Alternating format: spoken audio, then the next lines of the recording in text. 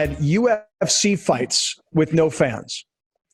Did you happen to catch any of that? My son did. He was with a bunch of his high school buddies when he was home, 6 feet apart, I'm told, and watching it. So I know I did not see it. Okay, but here's all you need to know. The ring announcer announced the fighters as if there were 16,000 people in the arena. No kidding. Right? No kidding. Yeah. And the announcer, Joe Rogan, the color commentator, the famous podcaster, Rogan is going, dude, this is eerie. Like somebody's getting punched and there's no fan reaction. And so he was talking about it during the fight, and you could hear every last just punch. It sounded terrible. I wonder what it would be like. I wonder if you've thought about what it would be like to call an NFL game or an NBA game with you in the arena or in the stadium, but no fans. You're the second person. I've been on a couple shows today, and the only reason why I've been on these shows before yours is it's May 12th, and this is the date a year ago that Kawhi Leonard hit that game-winning, series-ending shot against Philadelphia. And going back to 2008, and I did not know this until they told me this morning, going back to 2008, this is the game where LeBron James had that no regard for human life dunk on Kevin Garnett. Same exact day, some 17 years, whatever it is, years, not 17 years, but how many years apart, 12 years apart, 13. So they were bringing this up and talking to me about these two events. In those two individual plays, which were huge plays in those respective series, in those NBA playoff games, the crowd was such a factor. The crowd is like an orchestra, and it's like a symphony for a broadcaster. And if you're a singer and you're singing with the symphony, there are moments that you let that symphony fill in the back or the middle or different parts of that song to make the song more compelling. And a broadcaster does the same thing. They are energized by the crowd like the players are, and they will use that crowd noise as a symphony, and it rises to a crescendo and just makes the moment so great. And the shot by Kawhi Leonard a year ago, the ball bounced 4 times on the rim, and you could hear it.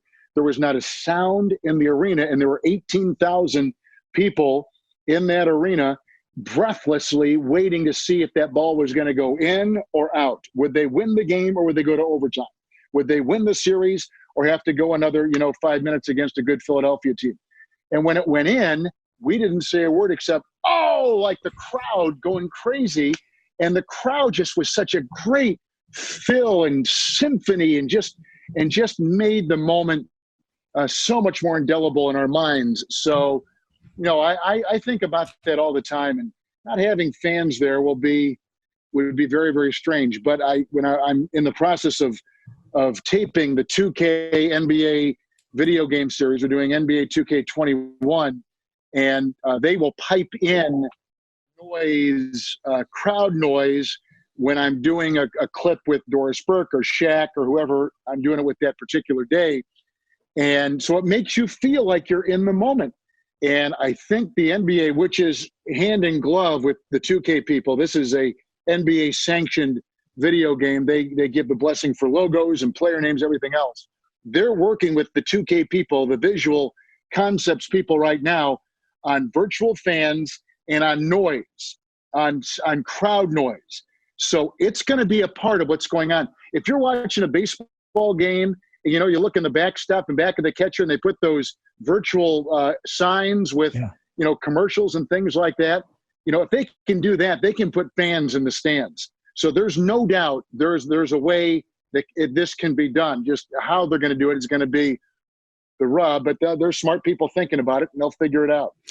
How cool would that be if you were calling a football game in a stadium where there was not one fan in the entire place, but somebody throws a long touchdown and you get into it the way you do, but in your ears, there's crowd noise piped in because that would have been the normal crowd reaction, and you just feed off the crowd, even though there's really nobody out there. Scott, that's what we do in this game, and it helps you get into it. And you think about that and how that might be, and it would be strange, but it's going to be just as strange for the players. The difference might be is that the players, as you know, because you played, you're so focused as a player on what you've got to do and the challenge you've got to run the route, cover the receiver, block the end, throw the pass, run the ball, whatever it is. You're so geared into that sometimes the crowd, you block it out. You always hear players, they block out boos and jeers from the crowd. I think we'd be surprised as people that are not in professional sports how they can do that, how they can block that out. If I go back and watch one of our NBA games, I'm telling you, I am stunned by all the crap I hear, all the artificial noise with music and banging drums and all. I could go, I didn't even hear that because I'm so locked into the broadcast, even though it's coming through our headset, through the microphone into our headset. I never even notice it. I do sense the moment when the crowd rises in response to a big play, but I never hear the recorded banging of the drums and the sound effects they use during NBA games. I never notice it until I watch it back. Yeah, I know. And there's a lot of it.